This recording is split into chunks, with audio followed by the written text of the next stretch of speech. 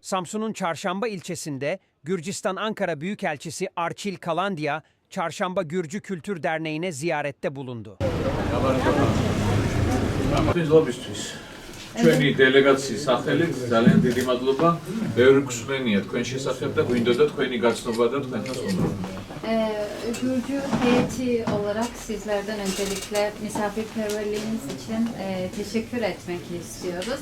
Aslında Çarşamba Gürcü Derneği hakkında fazlaca bilgi almış olduk. Fazla haberler duyduk ama yine de şahsen bize gelip sizlerle tanışmak istedik.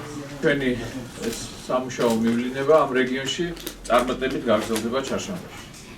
Biz bugün hem Samsun Vali Bey ile aynı zamanda da belediye başkanıyla çok faydalı görüşmeler yaptık. Ve Karadeniz bölgesinde yapacağımız olan tüm çalışma ziyaretlerimiz ikili ilişkilerinde büyük katkı sağlayacağına eminiz. მე და ბატონი ნიკო ბოლო თვეებია გეგმობდით ამ სამუშაო მივლინებას თქვენთან და დიდი მოხარულები ვართ, რომ როგორც იქნა გამოვიდა ეს და დღეს თქვენი სტუმრები ვართ. Sayın Başkonsolosumuz Nicholas Bey ile ortaklaşa bu ziyaretler için son birkaç ay boyunca çalışmalar yaptık. Hazırlık yaptık ve sonra bu ziyaretleri hayata geçirdiğimizden dolayı büyük memnuniyet duyuyoruz. Evet. Soru sormak isteyen. Var mı orada?